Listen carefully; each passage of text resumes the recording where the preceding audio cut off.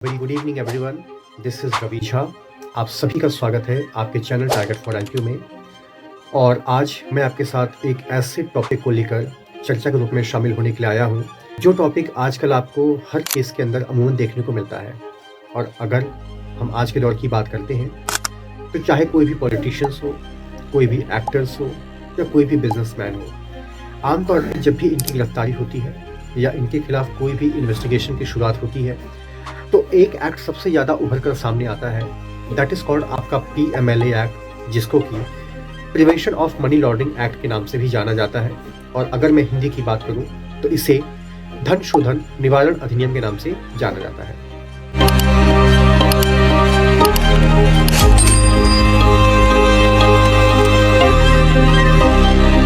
अब सवाल ये है कि धन शोधन निवारण अधिनियम क्या है, क्यों है और ये कैसे वर्कआउट करता है।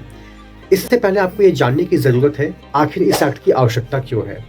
तो अगर हम मनी लॉन्ड्रिंग की बात करते हैं तो हमें कहीं ना कहीं ये पता चलता है कि अवैध तरीके से जो व्यक्ति काले धन को कमाता है, काला धन तो वो दिखा नहीं सकता है, तो वो उस धन के रूप को परिवर्तित करने की कोशिश करता है। इसका मतलब ये है कि आपने एक प्रकार का अवैध धन कमाया है और अवैध धन को ही काले धन की संज्ञा दी गई है। लेकिन अब सवाल ये है कि वो एक ऐसा काला धन है जिसको ना तो आप शो कर सकते हैं। सवाल ये है कि जब आप दिखा नहीं सकते हैं तो आप उसको यूज़ में कैसे लाएंगे। तो यूज़ में लाने के लिए आप उसके प्रारूप को परिवर्तित करने की कोशिश करते हैं। और इसके लिए सबसे पहली बात क्या होती है कि जो अवैध धन आपको मिला है या जो भी काला धन आपके पास है, सबसे पहले आप उसको छुपाएंगे। छुपाने के बाद आप उसे कुछ ऐसे कार्यों में लगाएंगे जिसके माध्यम से वो जो आपका ब्लैक मनी है वो आपका व्हाइट मनी में कन्वर्ट हो जाता है।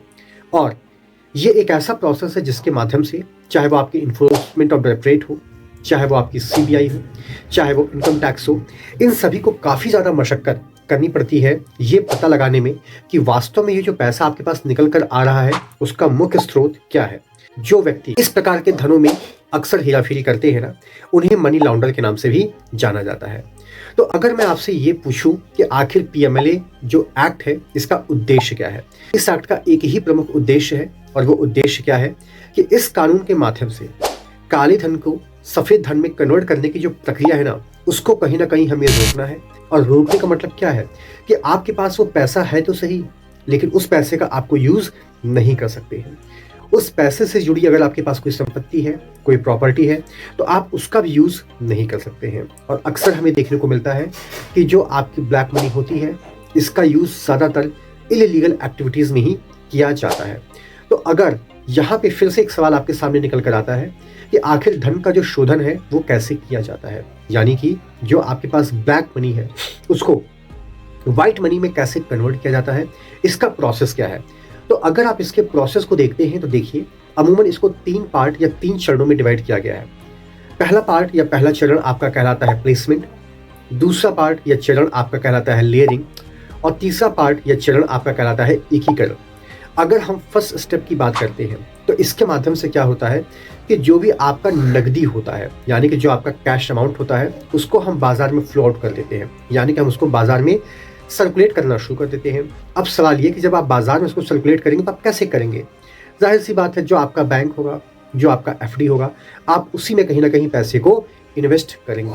और जब वो पैसा बैंक से आप निकालेंगे तो जाहिर सी बात है वो आपका वाइटल धन वाइट होगा। आप लोगों ने एक मूवी देखी होगी रजनीकांत की, शिवाजी द बॉस के नाम से। उस मूवी में भी पूरा का पूरा यही सीन है। ये बात अलग है कि वो मूवी है तो वहाँ पर बहुत सारी स्टोरीज को फैब्रिकेट किया जाता है, इधर से उधर से उसको डाइवर्ट भी किया जाता है।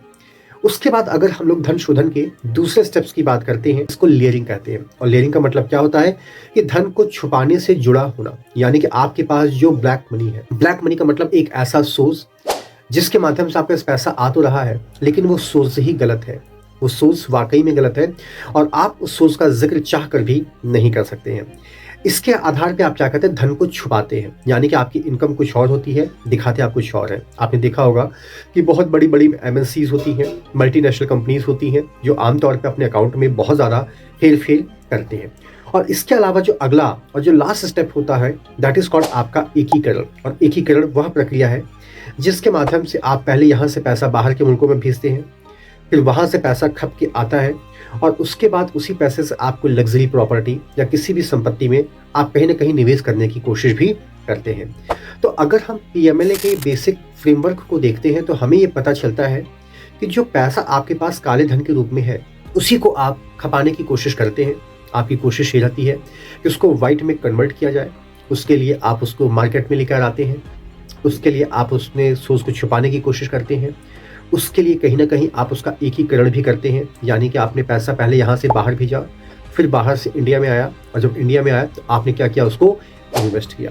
लेकिन अगर हम इससे रिलेटेड अपराधों की बात करते हैं या ऑफेंसेस की बात करते हैं तो जहाँ तक मेरी जानकारी है पीएमएलए एक्ट के अंदर जो ऑफेंसेस हैं उनको 3 कैटेगरीज में कैटेगराइज्ड किया गया है।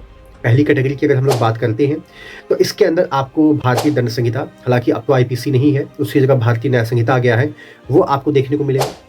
दूसरा एक्ट आपका है भ्रष्टाचार निवारण अधिनियम, ये भी आपको देखने को मिलेगा। उसके बाद जो नार्कोटिक ड्रग्स है और जो साइकोट्रोपिक पदार्थ अधिनियम है ये भी इसके अंदर कवर होता है। अपार्ट फ्रॉम दैट जो आपके पुरातत्व है, कलाकोश अधिनियम है, ट्रेडमार्क अधिनियम है, वन्य जीव संरक्षण है, तो ये सारी चीज़ें आपकी क्लास 1 की कैटेगरी में फॉल करती हैं। इसका मतलब ये है कि इस एक्ट के अंदर जो ऑफेंस होते हैं उसके तार इन सभी एक्ट से कहीं ना कहीं आपको जोड़ने में मिलेंगे। इसके अलावा अगर हम लोग भाग बी की बात करते हैं तो भाग बी में भी आमतौर पे उन्हीं सारे ऑफेंसेस का जिक्र किया गया है जो अभी थोड़ी देर पहले मैंने आपको भाग ए में बताया। बस फर्क सिर्फ इतना है कि वहां पे जो वैल्यू है वो आपकी 1 करोड़ रुपए से ज़्यादा की होती है। और अगर हम भाग सी की बात करते हैं तो यहाँ पे आमतौर पे ये जो फंडिंग होती है या जो पैसे का आदान प्रदान होता है ये अमूमन आतंकवादी गतिविधियों में यूज़ किया जाता है या सीमा पार इसको भेजा जाता है। और किस लिए भेजा जाता है, ताकि आप उसका यूज़ आतंकवादी गतिविधियों के लिए कर सकें। अब सवाल यहाँ पर यह आता है कि अगर हम इसके तहत दंड के प्रावधानों की बात करते हैं तो सबसे पहली बात की देखिए यहाँ पे प्रॉपर ट्रायल चलता है। ट्रायल वैसे ही चलता है जैसा कि या तो आपके बीएनएसएस में बताया गया है या तो अगर आपके स्पेशल लॉ में कोई प्रावधान दिया गया है तो उस हिसाब से इसका पूरा का पूरा ट्रायल आपका कंडक्ट होगा। अब जाहिर सी बात है जब ट्रायल कंडक्ट होगा तो आपके सारे सोर्सेस को खंगाला जाएगा। ये देखने की कोशिश की जाएगी कि क्या आपका नोन सोर्स है, क्या आपका अननोन सोर्स है। अगर नोन सोर्स है तो क्या आपने उसके ऊपर टैक्स पे किया है या पे नहीं किया है।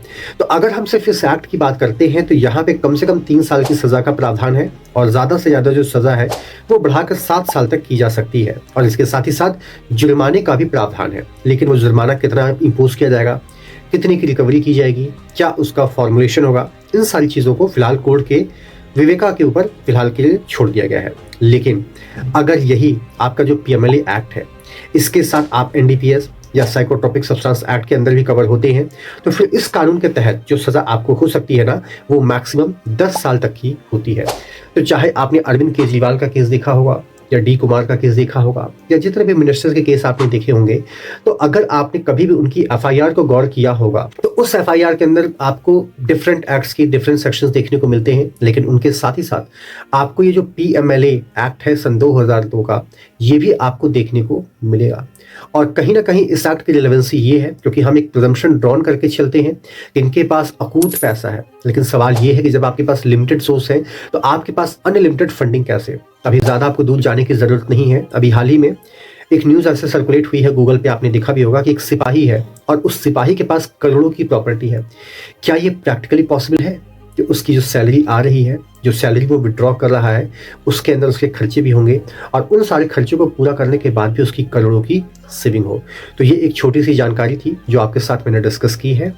एंड मेरी कोशिश होगी कि आने वाले समय में ऐसे ही अलग अलग टॉपिक्स को आपके साथ चर्चा के रूप में शामिल किया जाए। शुक्रिया।